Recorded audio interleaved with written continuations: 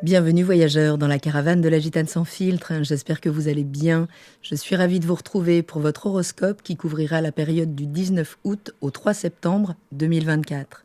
Alors si vous êtes Capricorne, ascendant Capricorne, ou si vous avez la lune dans le signe du Capricorne, eh bien nous allons d'abord regarder quels secteurs de vie sont impactés pendant cette pleine lune du 19 qui a lieu dans le signe du Verseau, puis nous irons voir ensuite l'évolution de ce ciel en fonction des ingrès lunaires, les moments où la lune franchit le seuil d'une nouvelle énergie du zodiaque et qui peut occasionner quelques chamboulements émotionnels.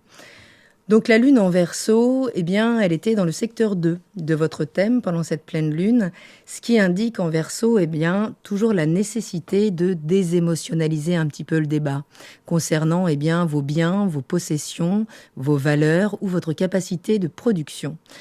Le Verseau nécessite toujours une approche plus originale, plus innovante des choses, mais toujours, eh bien oui, je le disais, d'élargir ce cadre pour finalement pouvoir anticiper les choses sur du plus long terme.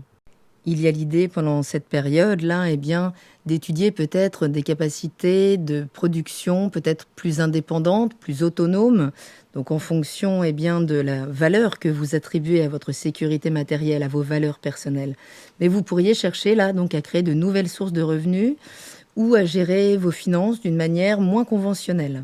Le soleil est évidemment en face dans le secteur 8 de votre thème et lui met en avant là des questions en lien avec les transformations profondes, le partage des ressources, les questions de pouvoir aussi.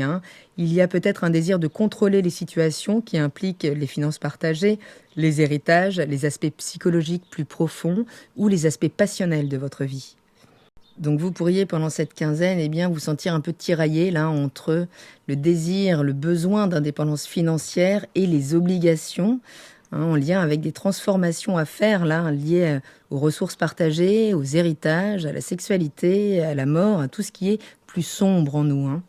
Pendant cette pleine lune, le soleil est conjoint à Mercure, qui est toujours rétrograde le 19, et qui nous invite à une réflexion profonde, donc en ce qui vous concerne sur les questions donc, de transformation personnelle, de ressources partagées, et peut-être les questions en lien à l'occulte ou à la psychologie aussi.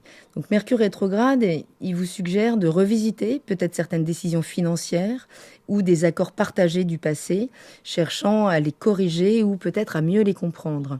Vesta est également conjointe au Soleil et à Mercure et elle renforce la focalisation, la dévotion dans les domaines de ce secteur 8. Donc là, vous pourriez être intensément impliqué dans ces processus de transformation, qu'ils soient financiers, qu'ils soient psychologiques ou même occultes. Donc il y a le besoin là de purifier, de réorganiser les choses dans ces domaines. La Lune est au carré décroissant d'Uranus qui maîtrise toute cette période, puisque c'est le maître du Verseau. Et là, cette tension, elle peut indiquer clairement eh bien, des bouleversements émotionnels en lien aux finances, à la créativité, à la romance, peut-être dans le lien aux enfants, ou juste venir eh bien, bouleverser votre auto-estime. Donc vous pourriez faire face à des changements imprévus dans des investissements, des projets créatifs, dans des relations amoureuses, dans des relations avec les enfants qui nécessitent une réévaluation de vos priorités financières et émotionnelles. Le Soleil, par voie de conséquence, est également carré à Uranus et indique ici aussi des tensions entre les transformations ou les crises financières, Soleil maison 8, et les besoins d'expression créative ou de spontanéité, Uranus en maison 5. Vous pourriez là ressentir concrètement des tensions entre un besoin de contrôle sur ces ressources partagées ou sur des choses que vous vivez en coulisses, un petit peu, j'ai envie de dire, en maison 8, et un désir de liberté créative ou romantique qui pourrait entraîner des changements soudains ou carrément des révolutions dans ces domaines. Saturne, qui maîtrise aussi cette pleine lune et qui est également votre maître, rétrograde toujours dans le secteur 3 et vous pousse là à revisiter encore, à réévaluer vos modes de communication, vos relations avec votre entourage immédiat, les frères et sœurs, les voisins, peut-être même vos études ou apprentissages. Il y a le besoin là de restructurer, de solidifier les choses dans ces domaines. L'idée, c'est de savoir mettre des limites pour pouvoir finalement vous y retrouver en termes de valeurs authentiques dans votre quotidien, dans vos zones de confort. Donc Saturne est opposé à Vénus, en plus en Vierge, dans le secteur 9, qui pourrait être le lieu de dépenses imprévues. Le secteur 9, c'est tout ce qui va être en lien avec les voyages, l'éducation supérieure ou les croyances, les aspirations les plus vastes, puisque c'est le secteur où on expand nos territoires. Mais là, vous pourriez avoir peut-être un peu de mal à concilier vos responsabilités locales avec vos désirs d'expansion intellectuelle ou spirituelle ou même géographique. D'accord, il peut y avoir une vraie réflexion là sur la zone de confort et des zones que l'on aimerait explorer qui viennent nourrir notre soif d'aventure quelque part. Saturne est au carré de la conjonction Jupiter-Mars qui cherche à épanouir, à expandre votre quotidien, votre santé émotionnelle, votre santé psychologique, mais votre santé physique également. Vous pourriez être confronté à des défis là, pour équilibrer vos responsabilités quotidiennes, peut-être votre travail, avec vos ambitions, votre besoin d'expansion, votre désir de croissance personnelle au quotidien. Donc une période de défis, de challenge, clairement, dans la vie de chacun, qui vous permettront peut-être de réévaluer vos finances, vos ressources partagées. Il y aura l'idée de trouver un équilibre entre votre besoin d'indépendance financière et les obligations ou les transformations liées aux ressources partagées. Donc il sera important là de revisiter peut-être certains accords financiers, certaines situations impliquant des ressources communes pour s'assurer que les choses soient justes et équilibrées. Mais oui, il faudra sans doute naviguer des bouleversements au niveau créatif, romantique ou en lien avec les enfants, puisque Uranus en maison 5 vient toujours apporter des chamboulements quand même, des changements soudains. Donc en lien avec relations amoureuses, projets créatifs, etc. Et expression ou juste auto-estime en fait. Donc là, la flexibilité, l'ouverture à des nouvelles manières de vous exprimer créativement, seront essentielles pour pouvoir naviguer cette période. L'idée, c'est également de réorganiser votre communication, votre communication au quotidien, y compris les responsabilités que vous pouvez prendre au sein de la fratrie, au sein de votre environnement immédiat. Donc Saturne, qui rétrograde dans ce secteur, vous appelle vraiment à réévaluer vos méthodes de communication, mais aussi dans votre capacité à savoir mettre des limites aux autres. Donc vous pourriez devoir restructurer un petit peu là, vos relations avec votre entourage proche ou votre approche de l'apprentissage et de la communication ou juste de votre manière d'exprimer votre pensée. Les carrés là, qui impliquent Vénus, la conjonction Jupiter-Mars, suggèrent que vous devrez naviguer entre vos aspirations à cette expansion professionnelle ou intellectuelle et les réalités du travail quotidien. Donc il faudra équilibrer aussi ces deux aspects-là pour éviter trop de frustration, voire des conflits. L'idée, c'est de vous focaliser sur votre transformation personnelle et spirituelle, d'utiliser cette période pour vous concentrer là-dessus, cette transformation, qu'elle soit psychologique, spirituelle ou financière.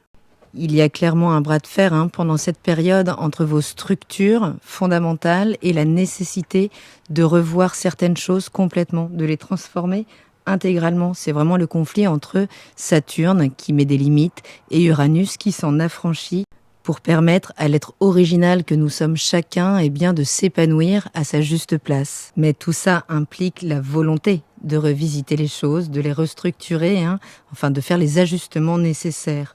Donc oui, c'est une période marquée par des défis, donc que ce soit dans les domaines de la finance, des relations, des responsabilités quotidiennes, avec une forte nécessité de réévaluation, je le disais, de restructuration. Vous devrez faire preuve de flexibilité, d'adaptabilité, peut-être de discipline aussi, pour naviguer ces transits de manière constructive. Donc ce sera un petit peu la couleur générale de cette quinzaine. Allons voir maintenant, en fonction des ingrès lunaires, quels secteurs de vie seront touchés. Le 20 août à 0h52, la Lune entre dans le signe des Poissons, dans votre secteur 3. Et elle vient faire un focus sur vos relations de proximité. Peut-être la relation avec vos frères et sœurs, peut-être la relation avec votre voisinage, avec votre capacité à communiquer vos émotions dans ces domaines de proximité, peut-être en lien avec de nouvelles formations, peut-être en lien avec également des déplacements. C'est un secteur de vie qui vous demande de toute façon de purifier la qualité énergétique de votre environnement immédiat parce que vous faites facilement corps avec lui. Vous pouvez avoir des difficultés à vous affirmer dans ces secteurs de vie, à mettre des limites nettes. Et là, ce sera important d'être à l'écoute de vos ressentis sur certaines zones, certaines relations ou une certaine manière de communiquer qui doit être purifiée ou détoxifiée. Donc, ouvrez-vous à plus d'empathie vis-à-vis de vous-même si vous voulez la vivre dans votre environnement immédiat. Le 22 août à 1h01, la Lune entre dans le signe des Béliers en tension avec votre thème dans le secteur du foyer, des racines émotionnelles ou du lieu de vie.